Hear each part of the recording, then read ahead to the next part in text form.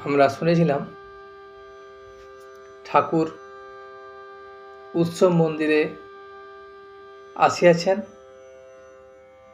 এবং সমস্ত ভক্তগণ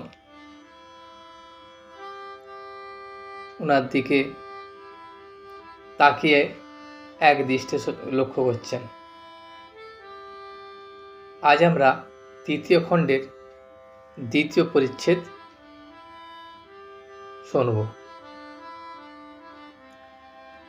মাঞ্চোজোহ ব্যভিচারেণ ভক্তিযোগেন সেবতে সগুণান সমতি তৈতান ব্রহ্মভূয়ায় কল্পতে। ভক্ত সম্ভাষণে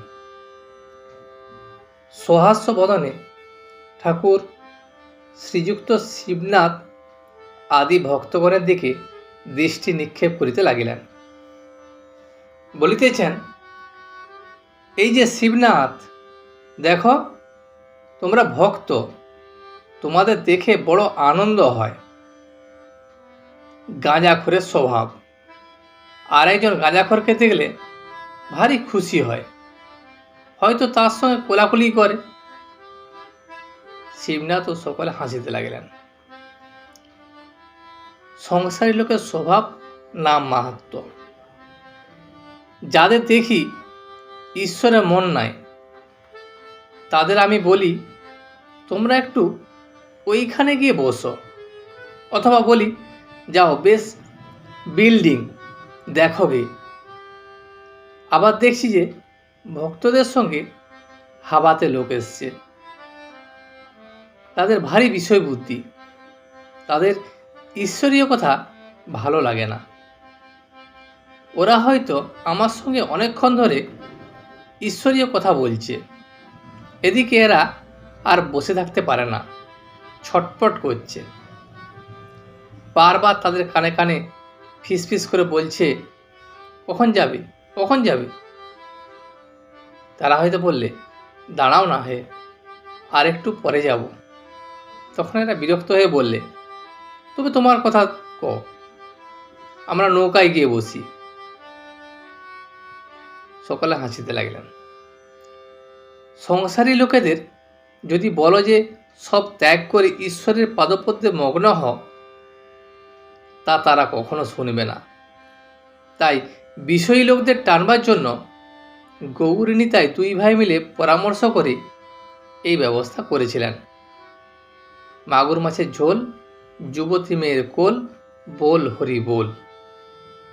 প্রথম দুইটির লোভে অনেকে হরিবোল বলতে যেত। হরিনাম সুধার একটু আস্বাদ পেলে বুঝতে পারত যে মাগুর মাছের ঝোল আর কিছুই নয়। হরিপ্রেমে যে অশ্রু পড়ে, তাই যুবতী মেয়ে কিনা পৃথিবী, যুবতী মেয়ের কোল কিনা ধুলায় হরিপ্রেমে গড়াগড়ি। নিতাই কোনো রকমে হরিনাম করিয়ে নিতেন। চৈতন্যদেব বলেছিলেন, ঈশ্বরের নামের ভারী মাহাত্ম্য, শীঘ্র ফল না হতে পারে, কিন্তু কখনো না কখনো এর ফল হবেই হবে। যেমন কেউ বাড়ির কার্নিসের উপর বীজ রেখে গিয়েছিল, অনেকদিন পরে বাড়ি ভূমিসাৎ হয়ে গেল, তখনও সেই বীজ মাটিতে পড়ে গাছ হলো ও তার ফলও হলো। মনুষ্য প্রকৃতি ও গুণত্রয়, ভক্তির সত্য, রজ, তম। যেমন সংসারীদের মধ্যে সত্য, রজ, তম তিন গুণ আছে, তেমনি ভক্তিরও সত্য, রজ, তম তিন গুণ আছে। সংসারীর সত্যগুণ কীরকম জানো? বাড়িটি এখানে ভাঙা, ওখানে ভাঙা, মেরামত করে না। ঠাকুর দালানে পায়রাগুলো হাগছে, উঠানে শ্যাওলা পড়েছে, হুঁশ নেই। আসবাবগুলো পুরনো ফিটফাট করার চেষ্টা নয়। কাপড় যা তাই একখানা হলেই হলো। লোকটি খুব শান্তশিষ্ট, দয়ালু, অমায়িক, কারো কোনো অনিষ্ট করে না। সংসারীর রজগুণের লক্ষণ আবার আছে। ঘড়ির চেন, হাতে 2-3টে আংটি, বাড়ির আসবাব খুব ফিটফাট, দেয়ালে কুইনের ছবি, রাজপুতের ছবি, কোনো বড় মানুষের ছবি, বাড়িটি চুনকাম করা, যেন কোনোখানে একটু দাগ নাই, নানা রকমের ভালো পোশাক, চাকরদেরও পোশাক, এমনি সব।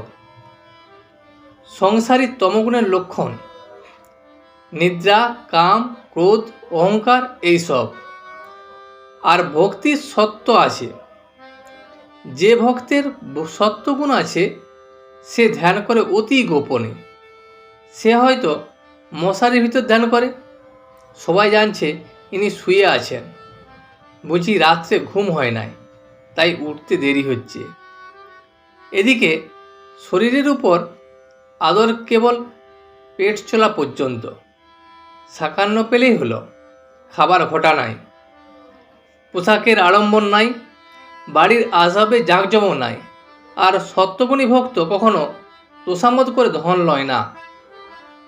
ভক্তির রজ থাকলে সে ভক্তের হয়তো তিলক আছে, রুদ্রাক্ষের মালা আছে, সে মালার মধ্যে মধ্যে আবার একটি সোনার দানা। সকালে হাসিতে লাগলেন। যখন পূজা করে গরদের কাপড় পরে পূজা করে। আজ এই পর্যন্তই। ভিডিওটি শেষ পর্যন্ত দেখার জন্য আপনাকে অসংখ্য ধন্যবাদ। ভিডিওটি যদি আপনার ভালো লেগে থাকে তাহলে একটা লাইক, কমেন্ট এবং বন্ধুর সাথে শেয়ার করে দেবেন। সাবস্ক্রাইব করে পাশে থাকা বেল আইকনটি বাজিয়ে দেবেন, যাতে আপনাদের নতুন ভিডিওগুলি সর্বপ্রথম আপনার কাছে পৌঁছে যায়। জয় শ্রী রামকৃষ্ণ।